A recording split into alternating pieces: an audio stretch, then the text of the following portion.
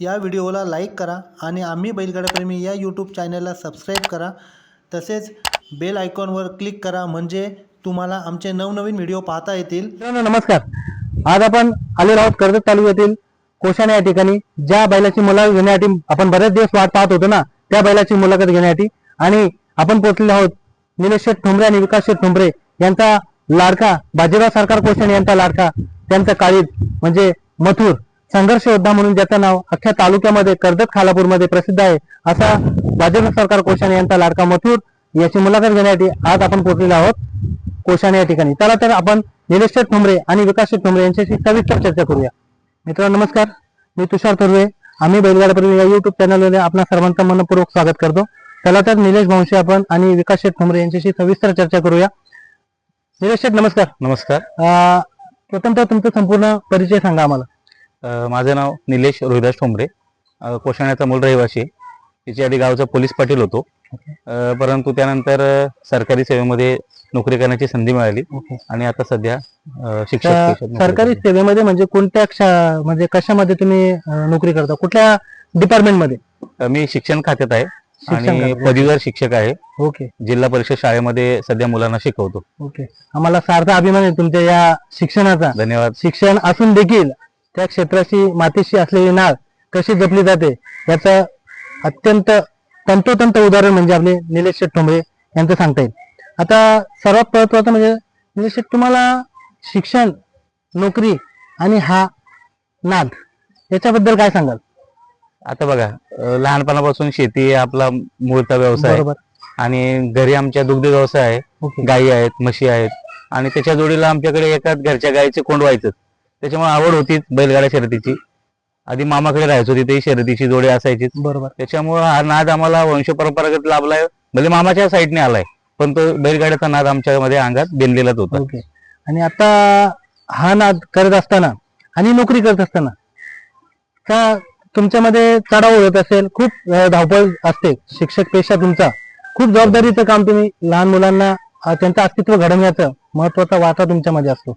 लहान मुलांमध्ये संस्कार घडवण्याचा वाटा तुमच्यामध्ये असतो आणि ते सांभाळत असताना एक देखील लहान मुलं सांभाळताय तुम्ही, बरोबर. काय फरक जाणवतो? नाही, कसं आहे, शाळेमध्ये एकदा गेलो की मी तिकडचाच होतो. बरोबर. मग घरचं बैलाचं, गायींचं, गुरांचं काही प्रश्न डोक्यात घेऊन जात नाही.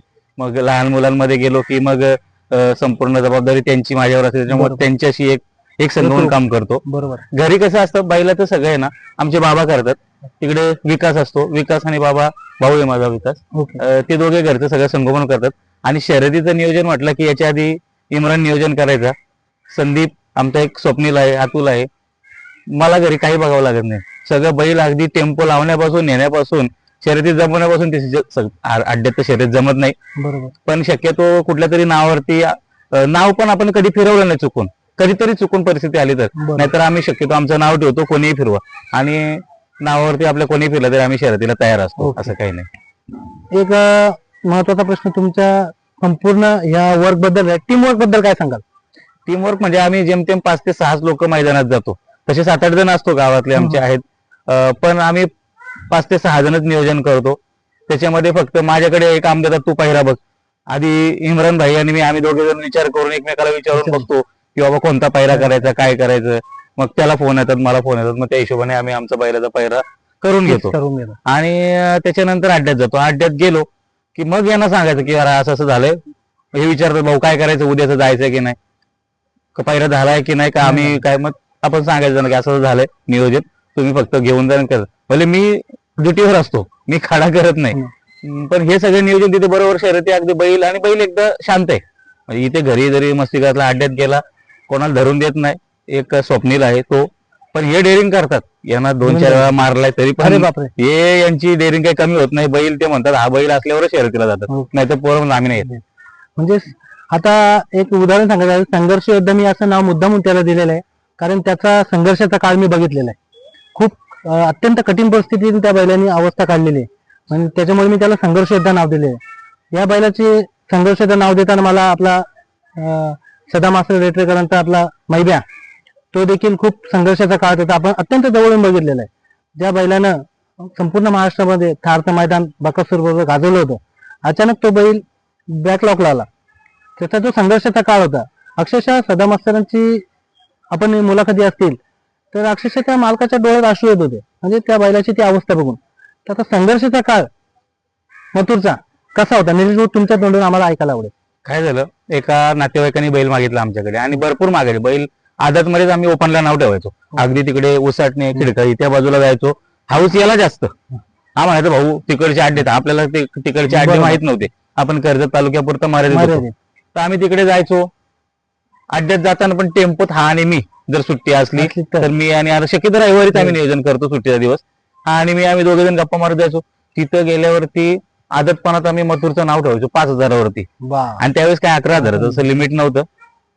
आणि म्हणजे पैसे आपल्याकडे आहेत असं नाही की आपण नाव ठेवू शकत नाही मोठं, पण एक आमच्या बाबांची एक धारणा किंवा आमची धारणा अशी होती की आपल्याला जुगार म्हणून क्षेत्राकडे बघायचं नाही. हाऊस ना, आपल्याला दुसरा कोणता नाद नाही तर एक बैलगाडा नाद पाहिजे, चला 5,000 नाव ठेवायचं त्यावेळेस. आणि त्यावेळेस बिनजोडला पण आम्ही बिंदास ओपन मध्ये नाव ठेवायचो आणि बैल आम्हाला गुलाल करून द्यायचं. त्याच्यात पळण्याची जिद्द असायची आणि त्याच्यामुळे पैऱ्याचे कधी कधी प्रॉब्लेम आला नाही, दरवेळेस चांगले पैरे यायचे आणि तसं आम्ही गुलाल घेऊनच यायचो. विषय असा झाला की त्याच्यानंतर त्याचं 14 एप्रिलला एका नातेवाईकाशी मागे लागायचे दे, तर मग आपण बैल दिला एकाला. बरोबर. बैल दिला तर बैल अड्ड्यात नेताना बैल, आपल्या बैलाची एक शिस्त आहे, पळताना तो जीव काढून पळतो आणि मग समोरच्या बैल बाहेर जायला बघत होता, त्याला बाहेर पण नाही जाऊन दिला आणि थांबायला बघत ते पण नाही करून दिलं. याने त्याला ओढत आणला, शेवटी तो बैलाने अंग टाकला, खाली पडला, त्याच्या पायाला कुठेतरी आचका बसला. आम्हाला समजून नाही आलं, पण नंतर समजलं. मग बैल थोडासा लांगायला लागला, काय झालंय, मग गावठी औषधं चालू केली, हे घाल ते घाल, कोण सांगेल ते डॉक्टर आणले, पण एक्सरे शिवाय बैलाचं एवढा मोठा, आणि बैलाचं शरीर दणकट आहे, मोठं आहे, त्याच्यामुळे समजून नव्हते. मग असं करून जरा मित्रमंडळाशी चर्चा केली.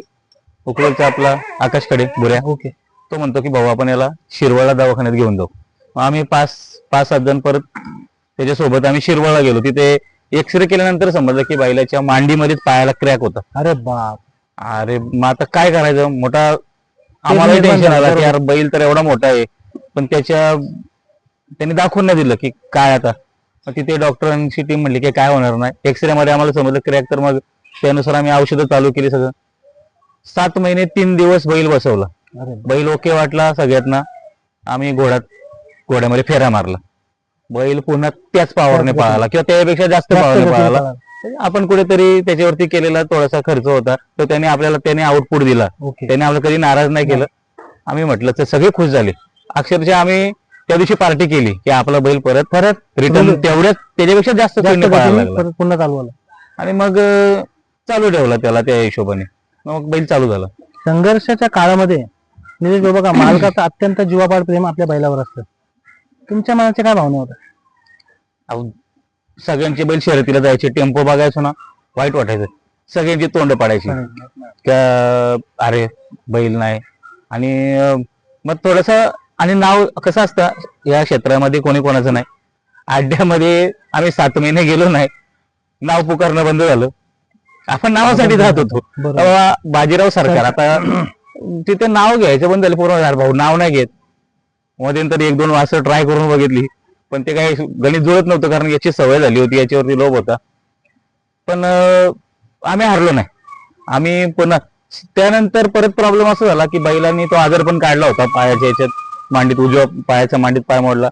नंतर त्याला झाला वात. अरे बाप, वात झाला तर त्याला एमपीडी म्हणतात. मग युट्यूबचे व्हिडिओ बघितले या आजारावरचे, नक्की काय. मी गुगलवर स्कॅन मारले, काय नक्की हा प्रॉब्लेम. आणि तालुक्यातील डॉक्टरांशी चर्चा केली बऱ्याचशा. ते म्हणाले की हा एक वाताचा प्रकार आहे, काय प्रॉब्लेम नाही, बैल होऊन जाईल, पण त्याचं ऑपरेशन करावं लागेल.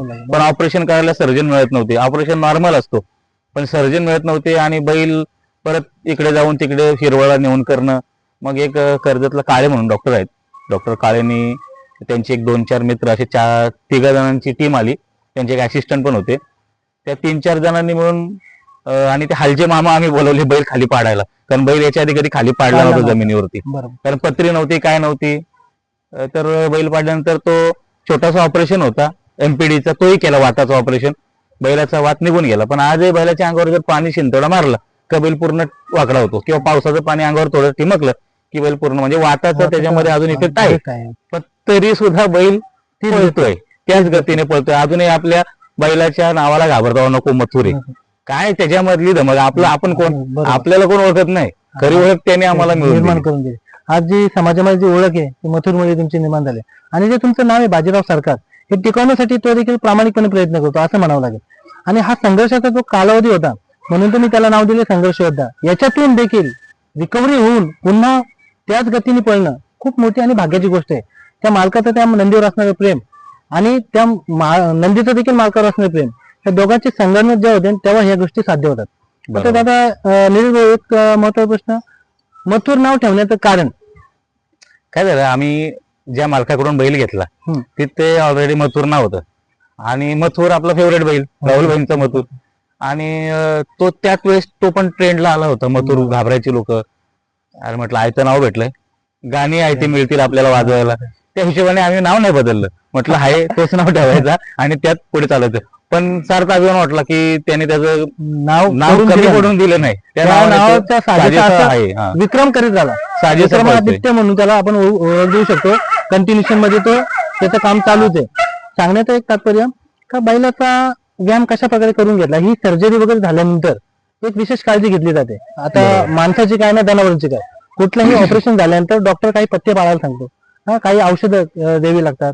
तर ती कशा पद्धतीने काळजी घेतली? भरपूर औषध दिली होती डॉक्टरांनी, ते औषध वगैरे घातली. आणि त्यानंतर पण ज्यावेळी सर्जरी झाली एमपीडीची, त्यानंतर साधारणतः 1.5 महिने डॉक्टर म्हटलं होते की, डॉक्टरांनी एक प्रश्न विचारला होता पहिला, की डॉक्टरांनी प्रश्न विचारला होता की तुमच्या नशिबात असलं तर सक्सेस होईल. सक्सेस तर आपण 100% करणार बोलतात, कारण ते कसं नॉर्मल शिरेचं ऑपरेशन असतं, एक शिर तोडतं. पण बोलतात बैल 33% आदू होणार. तर आदू होणार म्हटल्यावरती म्हटले की बोजाला वापरा, पण बैल तुमचा 3 फेरे काढणार नाही किंवा तितकी गती लावेल हे सांगता येत नाही. मग आम्ही परत असे एवढेच जण होतो. एक आपला आकाश होता, एक प्रसाद होता वांजळ्याचा, प्रसाद हाडबोडा बोले. तर ते म्हटले की बघ, आम्ही सगळ्यांनी चर्चा केली. डॉक्टरांनी एक प्रश्न विचारला की तुम्हाला बैलाचं जगणं महत्वाचं आहे की पळणं महत्वाचं आहे? आमचा इम्रान भाई तेव्हा डॉक्टर, आमचं कोणाचाही सल्ला नाही घेतला, का नाही. तो म्हणतो डॉक्टर, बैल घरात समोर उभा असला तरी चालेल, त्याचं ऑपरेशन तुम्ही करा. बैलाला बरंच वाटेल ना. बैल पाय जो असा खेचायचा उलटा करून, बरोबर. तर पाय खेचणं जर बंद होत असेल ना, त्याला जर सुकवत असेल तर बिंदास ऑपरेशन करा, नाही पळाला तरी चालेल. पण 1-1.5 महिने डॉक्टर म्हटले की याला चालू नका, काय नका, रेस्टवर ठेवा. तर आम्ही रेस्टवरच ठेवला. 1 महिना सांगितलं, आम्ही 1.5 महिने घालवले आणखी. ओके. आणि 1.5 महिन्यानंतर चालवायला न्यायचो, रोडला इकडे तिकडे फिरवायचो. आमचे बुवा आहेत, काका आहेत आमचे, बुवा यायचे, म्हणायचे यार चल ट्रेला पण चालून तर बघूया. ते आणि विकास स्वतः चालवायला न्यायचे, बघायचे, तर बैल तर ओके वाटतोय, मग बघूया तर खरं ट्राय करून. पुन्हा एकदा फेरा मारायचं ठरवलं. फेऱ्याला पण बैल कोण देत नाही, कारण आदू बैलाला कोण हे करतो. बरोबर. मग आम्ही घोड्यात फेरा टाकला. आमचं रुपेश शेट कदम आहे, त्याचा घोडा आणला आणि घोड्यात फेरा टाकला. त्यावेळेस पण बैल स्टार्ट टू एंड तेवढ्याच गतीत पळाला. म्हणजे काय आश्चर्य, म्हणजे थोडक्यात त्यालाही जाण होती की बाबा आपण काहीतरी मालक आपल्यासाठी एवढे करतात, त्यांच्यासाठी काहीतरी केलं पाहिजे. म्हणून बैलांनी आम्हाला, म्हणजे तिथून मग ठरवलं की बैलाला जास्त त्रास द्यायचा नाही. एक फरक आहे ना, पण तेवढाच पळवतो, जास्त पळवत नाही. आणि बैलाचा विशेष म्हणजे आहार कशा पद्धतीने दिला? मथुरच्या बाबतीत सांगायचं आलं बघा, संघर्षाच्या काळामध्ये एखादी सर्जरी झाली तर परिपूर्ण मानसिक संतुलन बिघडतं, परिपूर्ण त्याच्या बॉडी टेम्परेचरवर परिणाम होतो. आता संघर्षाच्या काळामध्ये त्याची जी बॉडी टेम्परेचर परिणाम झाला असेल, औषधांचा भडीमार असतो, त्याचा थोडाफार इफेक्ट शरीरावर होतो ना. त्याच्यानंतर त्याची काळजी कशा प्रकारे घेतली, म्हणजे परत त्याला फिटनेस मध्ये आणण्याची विशेष अशी बैलाला आजार पण असो, बैल पावसाळ्यामध्ये पण असो किंवा शर्यतीच्या काळात पण असो, त्याचा जेवढा आहार आहे, जेवढा खुराक आहे, तेवढ्यातला 1 चिमूटभर पण खुराक आम्ही कमी करत नाही, पहिली गोष्ट. आणि तो जो आहे तो आहार त्याला देतोच. राहिला विषय दूध, त्याला गाय आमची घरची आहे, गाईचं दूध तो पूर्ण आदत वयापासून पीत होता.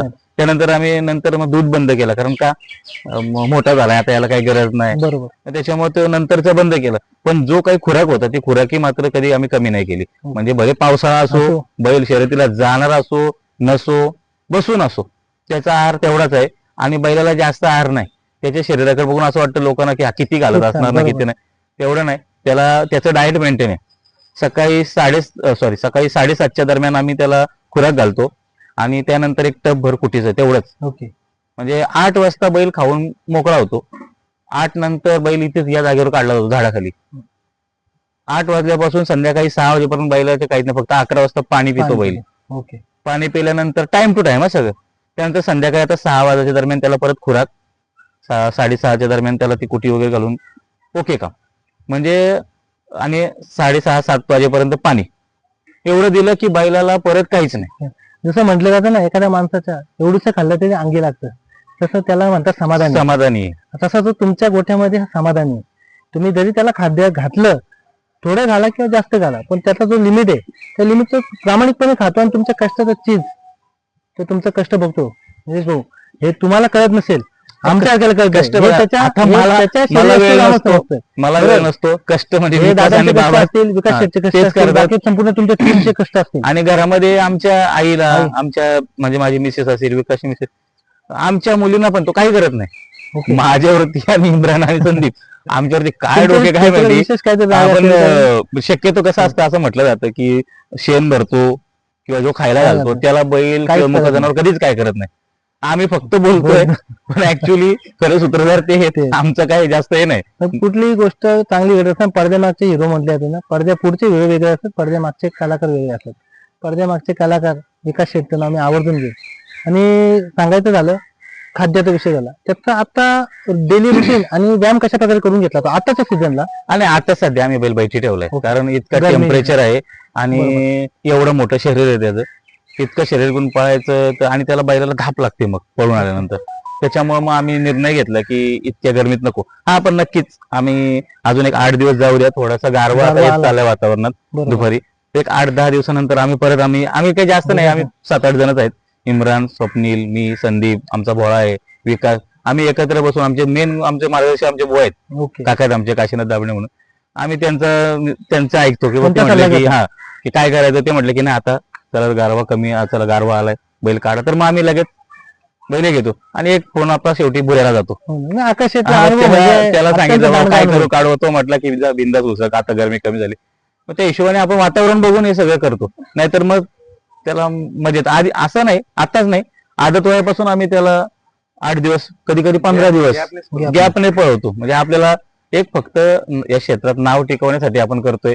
म्हणजे काय म्हणतात त्याला, काही लोक जुगार म्हणून 21,000, 25,000, एक गोंडा, ती पॉवर त्याच्यात आहे. बैलांनी सगळे स्वप्न पूर्ण केलेले. बस आता त्याच्याकडून अपेक्षा काय, फक्त गुलाब देतो हीच आपल्या मेहनतीचं. पण आज हे जमून शर्यत होत नाही, आम्हाला नावच ठेवावं लागतं. ही त्याची दहशत आहे, त्यांनी स्वतःच्या कर्तृत्वावर निर्माण केलेली दहशत. बरोबर. आणि आता एक सांगायचं झालं तर मथुरच्या बाबतीत पोहणी वगैरे देता का तुम्ही? कारण बरेच मी बैलगाडी मालकाच्या मुलाखती घेतो ना, तर ते मला मोस्ट ऑफ हा सांगतात की आम्ही पोहणी देतो 8 दिवसातून 15 दिवसातून अशी पोहणी दिली. आम्ही पोहणी द्यायचो त्याला आदत वयामध्ये, पण जिथून पायाला मार लागला ना त्यानंतर आम्ही पोहणी दिली. कारण का त्याला वाताचा विकार आहे आणि मग पाण्यात पाडायला बैल तिरका होतो, वाकडा होतो. मग भीती वाटते की यार कदाचित पाण्यात गेला परत पुन्हा जास्त वात आला, कारण त्याचा वात आता मागच्या पायातून पुढच्या पायांमध्ये पण आलाय. ओके. मग त्या भीती मग आम्ही पाण्यात त्याला उतरवतच नाही. बैल फक्त निवल व्यायाम म्हणजे चालवणं, पण शक्यतो ना त्याला जितका आराम द्याल ना, आरामावर डायरेक्ट जरी अड्ड्यात नेला तर बैल त्याच वेगात पळतोय. त्याची अशी मसाज वगैरे काय केली जाते का, प्रॉपर मसाज वगैरे? कारण बऱ्याच बैलांचे आपण बघतो, व्हिडिओज बघतो का मसाज केली जाते, दर हप्त्याला बैलांची मसाज करण्यात माणसं येतात. असं काही मसाज वगैरे आपण करता? नाही, अशी काही मसाज वगैरे नाही. जागेवर बैल असतो आणि इथून नेऊन डायरेक्ट पळवतो, हीच जागा त्याची प्रॉपर. घरात पण आम्ही मॅट काढल्यात, खाली कोबा होतो त्याच्यावरती मातीच टाकली आणि मातीवरच बैल असतो. मातीवरती जी उबदार आहे, काळी माती आपल्याकडची उबदार आहे, तिच्यासारखी मातीसारखी मॅटला ती पॉवर नाही. आणि ती मॅट मध्ये मांडण्यापेक्षा बरेच लोक मॅट आम्ही उभ्या करून ठेवल्या जातात बाजूला. त्याला दोन्ही प्रकारच्या मॅट, म्हणजे एकाने सांगितलं की स्पंजवाल्या आणा, आम्ही स्पंजच्या पण आणल्या, पण त्याचाही काही फायदा इफेक्ट तेवढा वाटत नाही. मग त्याही काढून ठेवल्या आणि आता बैल कंपल्सरी मातीवरच असतो. ओके. मी बैलाचं आता नियोजन शर्यतीमध्ये इम्रान करतो. आता तुमच्या तोंडून ऐकत, इम्रान मेन खिलाडी म्हणायला लागेल या क्षेत्रातला. आता इम्रानच्या नावाने पण जो भावरा पळतो त्याचं नाव देखील खूप ट्रेंडिंगला आहे बैल सध्या. बरोबर. तर इम्रानच्या बाबतीत सांगायचं झालं, इम्रान त्याचं नातं कसं आहे? सगळं नियोजन इम्रान करायचं सगळं. पण काय झालं, एक इम्रान सकाळी दुकानावर आला आणि आल्यावरती बैलावर एवढं जेव का पहिला कासरा सोडणार, बैल बाहेर घ्यायचा, त्याची सवय होती. आणि अचानक काय झालं काय माहिती, कारण काय होतं अड्ड्यामध्ये थोडा बैल गरम करायला लागतो, तो इम्रान करायचा. बरोबर. बैलाने त्याच्यावर डोक धरला, काय गेटापासूनच भरी मागे कासरा होता, गेटापासूनच घरापासूनच त्याचा म्हणजे बैल त्याच्या मागे लागला आणि तिथे पुढे गेल्यावरती बैलाने याच्या लावली पाठणीवरती एक शिंग लावली आणि मोठा वार केला. त्याचा नशिबाशी तर तो पडला नाही खाली, पडला तर बैल त्याच्यावर घसरला असता. हा पुढे पळत राहिला पण कासरा सोडला आणि तिकडे बाजूला आमचे ते घर आहेत ना आदिवासी वाडी, तिथे आतमध्ये एक गाडी होती तिथे बाजूला फोडली, तिच्या गोल गोल गोल गोल लपत होता बैल मागे. पहिला कासरा चाकामध्ये गुतला आणि मग इम्रान वाडीमध्ये पळून गेला म्हणून वाचला, नाहीतर बैल डावी की एवढी असं. नव्हती दोन धरून देखील इम्रानचा नाट्य कमी नव्हतं. तरी पण तो इम्रानची जी आवड आहे म्हणजे दुसऱ्या दिवशी सकाळी आला दाखवायला बघा किती आणि त्याचं त्या बैलावर असलेलं प्रेम आहे. प्रेम प्रेम बाकी काय नाही. ते दुसरं काय नाही, कुठला स्वार्थ नाही, त्याच्यामध्ये निस्वार्थ प्रेम आहे. हे त्यांनी नंतर जाणलं असेल का मी चुकी केली असेल, त्याला पण वाटलं असेल मी चुकी केली. नाही पण आम्ही सगळे घाबरतो. तो आता मी काही नाही केलं, मी त्याला कधी मारलं नाही कधी काय नाही, पण अचानक धावतो मग त्याच्यामुळे आम्ही घाबरतो. आता याचा पण विषय झाला कोण शर्यतीमध्ये हा आणि स्वप्नील दोघांच्या हातावरच बैल. अरे